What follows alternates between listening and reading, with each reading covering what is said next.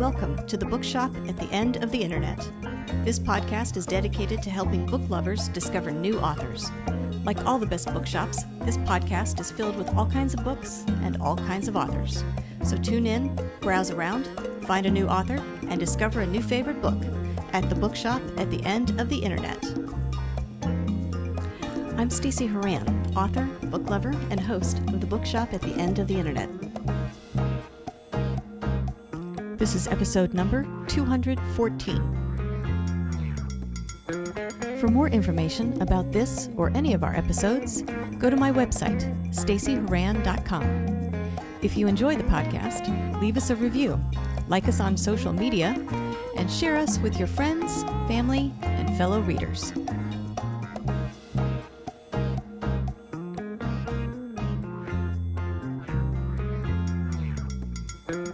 In today's episode of the Bookshop at the End of the Internet, I'm chatting with author Don Silver about his latest coming-of-age thriller, Scorched. Jonas Shore had a difficult home life as a teenager in the 1970s. After his father's unexpected death when he was just 15, Jonas began selling drugs in order to support himself and his mother. But it wasn't long before he's caught and sent to a boarding school for fatherless boys. At that school, Jonas and his roommates were involved in a violent altercation that resulted in a man's death. 20 years later, his childhood actions come back to haunt him, and he is forced to deal with his complicated past. Scorched is Don's second novel. His first, Backward-Facing Man, explores similar themes of family relationships and carrying past actions and choices with us as we age. Don came to writing later in life after a career as a musician, talent scout, and record producer. But he admits that writing stories is something he has wanted to do since he was a kid. In this episode, I'll chat with Don about his writing journey, how his experience as a musician has helped him as a writer, and why he believes creating a good narrative is much like creating a music solo, as well as a few other things coming up.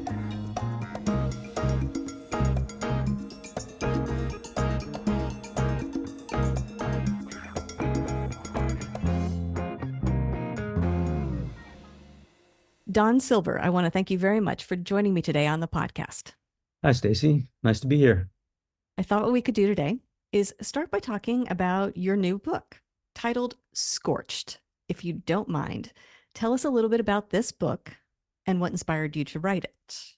Well, Scorched is a coming-of-age story set in the 1970s that jumps about 20 years forward and becomes more of a thriller when the consequences of the main character's childhood come back in a rather big way and threaten to destabilize his life. What inspired me to write it was, oddly enough, I have a very good friend I've had since I was in grade school who's always been feeding me ideas for stories and novels. Most of them have been laughably bad, and we have good laughs about it. But he came up with one a while ago, maybe 7 or 8 years ago, that I thought was fantastic. And I started writing it, but he gave me only the premise on which the book would be based. And in order to create the characters that could support such a premise, I created the main characters that have become the people in Scorched. And by the time I got to know the characters really well and had their pasts defined, the premise that he gave me no longer fit. So I was kind of on my own with it. And as many writers will say, the characters sort of dictate where the plot goes. And my main character was very strongly influenced by events that happened to him in his childhood. Well, let's talk about the main character, because you said you got to know him really before you started writing. So let's do two things. One, tell us a little bit about Jonas, your main character. And then I want to talk about how you went about creating him. How much of it was you creating the building blocks and designing him, and how much of it was him speaking to you, let's say, and telling you about himself? Okay. Well, Jonas is I guess a brash, outgoing, confused fellow as a teenager who does not get along with his father at all.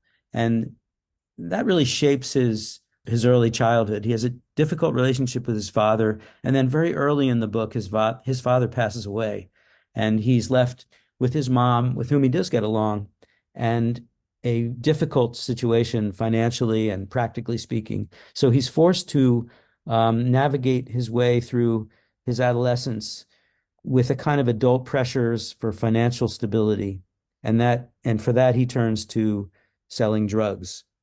So to answer your question, I have very little in common with Jonas, except maybe his sense of humor at times.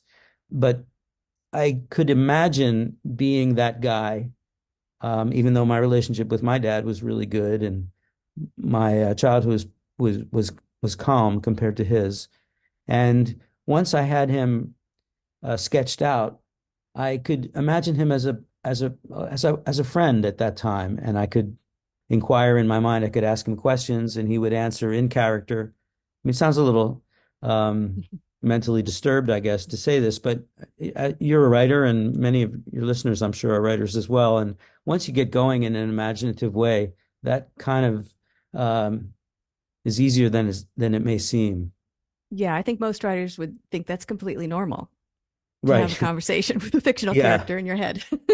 Yeah. Now the spouses of writers might not agree, and I feel for them in a certain way, but it was really very easy once I had this picture of a person to you know, kind of plug and play, just put him in a situation that I would devise and see what he did and said and reacted. And yeah. And and how much time did you spend with him? Because you basically had two versions of him, it sounds like. The adolescent version from sort of the first part of the story, and then the adult version 20 years later. Did you spend time with them individually, just writing the first section, then writing the second section, or were they both in your head at the same time as you were drafting? Well, I did write them one at a time. The first section, when I got finished the first section, adolescent Jonas as a character was kind of in resident memory, but the dialogue that I was having with the Jonas that appears in the second half of the book was with a completely different version of him. So I didn't really. It's a good question because now that I think about it, I don't really picture him the same way. So he felt like a slightly different character. I would say it sounds like almost two characters, even though technically it's the same one for the reader, but to you, probably two different characters. Yeah, I got to. It was fun because I got to think about how would these things that I created in his childhood and adolescence manifest themselves in midlife. That was a lot of fun and kind of surprising in a way. Yeah. Well, let's talk about that because you touch on kind of two important points. I want to talk about both of them. One is the family dynamic and how much that changed for him early on by this sort of tragic event, and how he was forced to enter adulthood, let's say, much earlier than he might otherwise have had, and what impact that family dynamic had on him going forward. So let's talk about that one first. The other thing I want to talk about is how what he did as a teen came back to haunt him later. But let's talk about the family situation. Okay. So I imagined him having a very close relationship with his mother and a very difficult relationship with his father. And when his father dies suddenly and unexpectedly, all kinds of feelings arise that are difficult for him to sit with. One of them is tremendous relief and almost glee. And then, as one would imagine, guilt for having that relief and glee. He inadvertently, or I mean, many of us are like our parents, so he is both like the person he loathed, and he loathed the person he loathed. So it was a very complicated event that was made a little easier because I had met my when I was in my 40s, I had met a man who'd lost his dad at around the same age that Jonas did, and his feelings were very complicated. So I was able to picture that aspect of his family dynamic manifesting in middle age. The closeness with his mother, I think, gave him a sensitivity that made it easier for me as the writer being on the sensitive side, I guess, it was easier for me to describe his inner world. And like many people, his inner world was shaped by that family dynamic.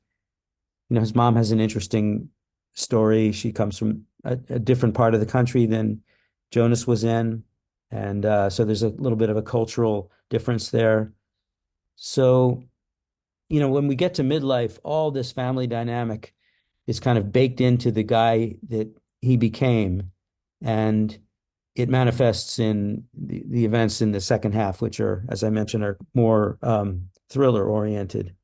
The second part of your question, which is what happened and what did he do in his childhood that manifests and threatens his stability later. After his dad dies and he gets in trouble for dealing drugs, he's sent off to a school for fatherless boys, which was something that was a thing in the 70s and isn't quite really a thing now. But at that school, he met four other guys and they became very tight. And they had various adventures that are detailed in this first half. And one of those adventures ended in a tragic um, mishap that was, quite serious. It's very unexpected. I don't want to speak directly about it just in case somebody picks up the book and wants to be surprised. But the manifestations of that, the legal implications of that, rather, are carried forward into the second half. And it becomes a kind of a race to see, do they get away with what happened or do they get nailed for it? And what role do the other guys that he met at the school play? Let's talk about marrying those two genres, the coming of age story, teens and everything that they're going through. And then also the thriller aspect of, how do you keep the plot going and the pace building and the tension increasing? So, as a writer, was the story always clear in your mind and that tension between character development and sort of the coming of age story, the emphasis on the characters and feelings and how they're growing, and also this tension building aspect of the thriller, always keeping that pace going? Was that an easy balance to achieve as a writer, or were there times when one pulled more heavily in one direction than the other? It's interesting when you bring it up. It felt like I was writing two different books in a Mm. way with the same characters, almost like a regular book and then a sequel to it in some ways. But the plot carried through pretty directly. So the Mhm. event that ends the first half is the focal point of the second half. I guess it married these two types of books that I've just loved all my life, which are these literary novels, I guess you'd call them, and coming of age stories and thrillers, which as a genre, I just love races against the clock, and really well written thrillers have always captured me. So when I finished the first half, it had been great fun, and I felt the tension of this scene that it ended on, and it felt like it would be really fun to write that as a thriller 20 years hence. But it did feel like a second book. Did you know the ending when you first set out to write this? I know some mystery and thriller suspense writers, they always know the ending before they start.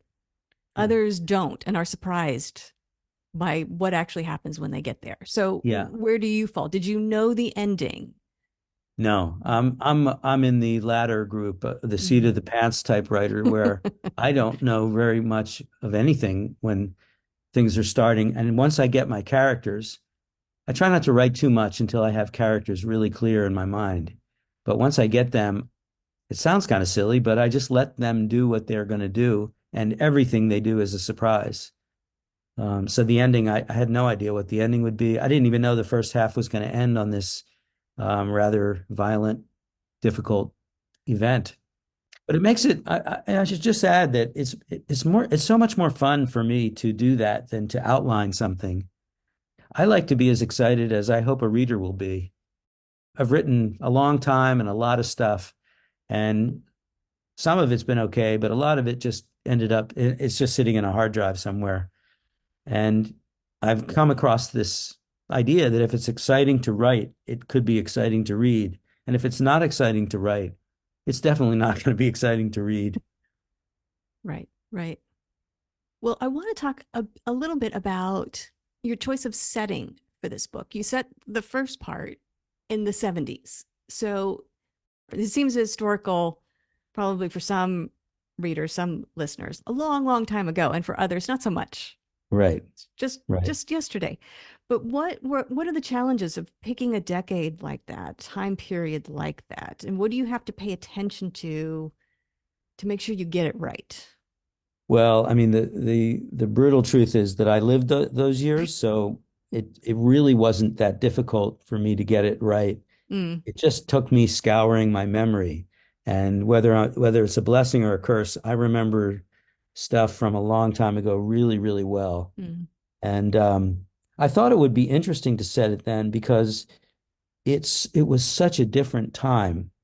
It's profound how much our society has changed in the last 5 years and 10 years, much less in 50 years. But it was a really interesting and different time that I thought would be make interesting reading for someone who didn't live through it and also someone who did. I want to transition a little bit into talking about your other novel because Scorched, the one we've been talking about, is your second, so your sort of sophomore effort into the novel world. Your debut was called Backward Facing Man. In that book, you've also chosen the historical setting and you investigate some of the same themes in that book. Can you tell us a little bit about Backward Facing Man? Sure. That book was set in the late 1960s, which is not a time that I have firsthand memory of. But I kind of wish I had known it. I wished in the 70s when I was coming of age that I had been around in the 60s, if for no other reason that the music was really good and there was free love and all kinds of experimentation that looked really fascinating to me. And I wanted to learn more about it. So I guess I read a lot of stuff and saw movies and talked to people, older brothers and sisters of my friends, and got a sense of what the counter-revolutionary movement was, I guess, at the time, with the various demonstrations and radical groups against the war in Vietnam. And I created some characters who were in the thick of that movement. And to the extent that it's the same blend, you're right. There's the same blend of a coming of age story and a thriller. This is more of a business kind of thriller and is more it's more money oriented than say a crime. But the novel explores what it was like in 1968 for just some regular people who were caught on the periphery of this very strong revolutionary movement. So, as a writer, compare and contrast a little bit for me the difference between writing a book set in a period, choosing a historical period, and writing a book in a period that you didn't experience versus writing it in one where you did experience life during that time. What Yeah, were the what differences? Which was one easier than the other? Was one more difficult than the other? I don't recall a level of difficulty changing, but it did require a lot more secondary sources, I guess you'd call it, where I would Mm. have to read about things. And um, I really enjoyed that. But there was a lot more of that for Backward Facing Man than there was for Scorched because I could simply recall or Google things that I recalled and just get the background to that. I like research, and particularly for my first novel, I got to research some retired FBI agents Hmm. who were on the other side of the struggle against the demonstrators and developed a few really interesting friendships with people who had one guy in particular had been undercover as a student demonstrator for a couple of years, and that just I thought that was fascinating, and that helped inform the characters of the novel quite a bit. So, what's in store for you going forward? Because I'm curious, you've got two novels that follow similar patterns. You seem to explore similar themes in them, although coming at them maybe for different angles, different time periods. Do you think going forward, your work will be something similar? This combination of exploring characters and their growth and how their actions impact them later on, and also this thriller element, this fast-paced plot. I do feel drawn to that kind of combination, if such a thing exists as like a literary novel that's kind of a thriller at the same time. Well, it And does now. there's You've got two of them. yeah, well, thanks. But and there are some really fantastic practitioners of this. There are Mm-hmm. people at top of game like Mick Herron, who has written the Slough House series and several other standalone books, and Michael Connolly and Alan First. There's some great, really terrific writers who've been doing this. So I'm not putting myself here in the forefront of anything, but I do feel like I'd be drawn to writing something that's set more in a contemporary Mm. period and would probably be in this part of the country where I live, which is Western North Carolina, which is a fascinating and wonderful place. But I could see doing the same thing where I'm in the inner lives of people and dealing with some propulsive plot elements. Yeah. Is there a fascination with how characters behave when you sort of turn up the heat on Oh them? yeah, Yeah. yeah. I'm the human condition is so fascinating that I could almost find it fascinating to observe someone doing nothing and just and there are many other writers who have done that and you can tease out some very dramatic elements of that. But putting people under pressure and then seeing how they respond is really fascinating. You mentioned earlier that you've written a lot. So I'm curious, have you always been a writer? Is this something, writing books like this, is this something you have always wanted to do? It is something I've always wanted to do ever since I was really little.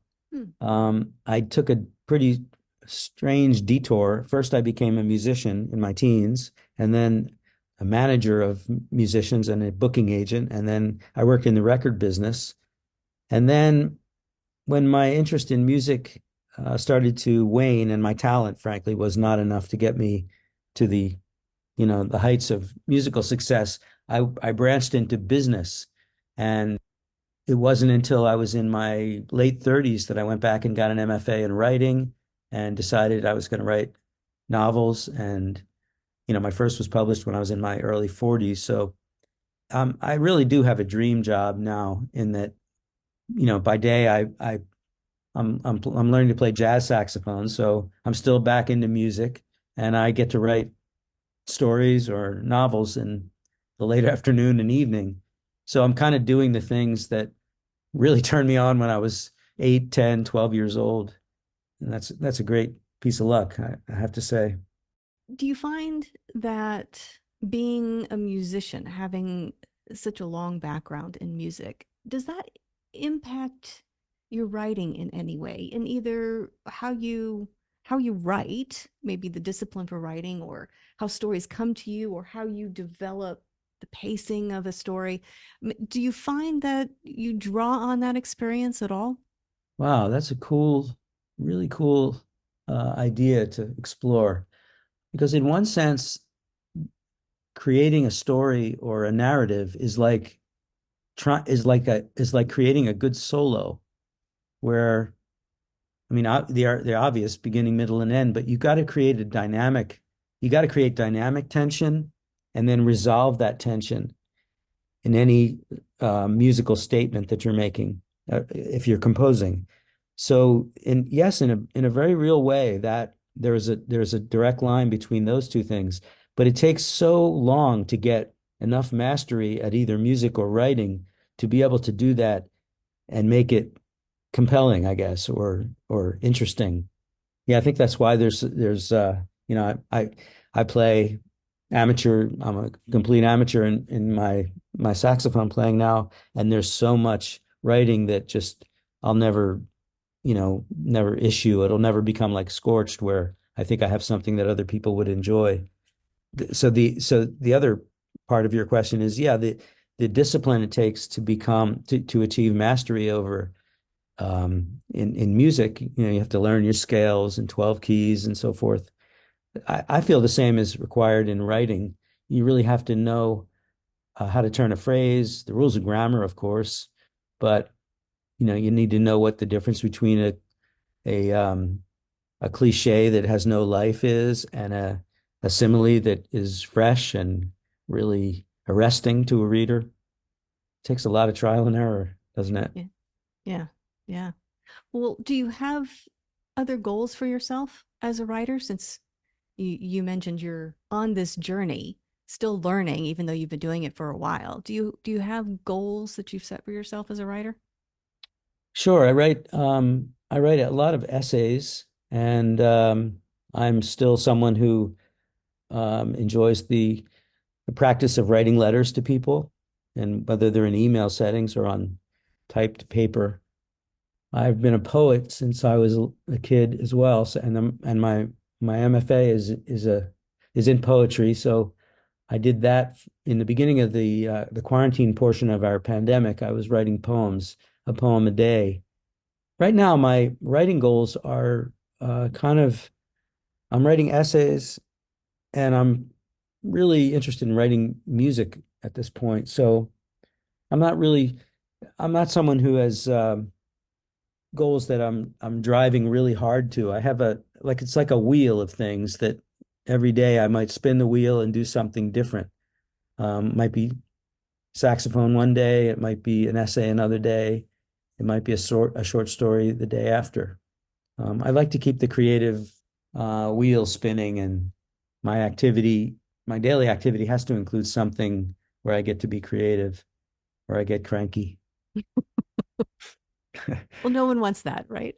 No, no one wants that. And another big goal is I'm a dad, and I have, kids and grandkids, and I like very much to be able to send them along things or see them and help them experience this changing world we're in. And one way to do that is through your stories, I'm sure. Yeah, yeah. I think the purpose of these essays is probably to, I'll gather them together into a book for my kids and grandkids, book Oh, of very nice. reflections. Yeah, Yeah. Yeah. Well, if people want to learn more about you and your books, things you have going on, new releases, that sort of thing, where can they go to find you and that information? sure. Both books, Backward Facing Man and Scorched, are available online and in bookstores. And I have a website that's just been updated. So that's donsilver.net. And I enjoy corresponding, so I'd be happy to correspond with people through the website. Excellent. Well, Don, I want to thank you very much for joining me today on the podcast. And I want to wish you Sure. luck with Scorched. Congratulations on everything you have accomplished so far, and best of luck with the rest of your writing journey. Thank you so much, Stacey. I've really enjoyed our chat. The Bookshop at the End of the Internet is a podcast dedicated to helping book lovers discover new authors. Like any good bookshop, this podcast features a wide variety of books by the equally varied and interesting authors who felt compelled to write them. This podcast gives you a chance to meet these wonderful writers and discover your next must-read book.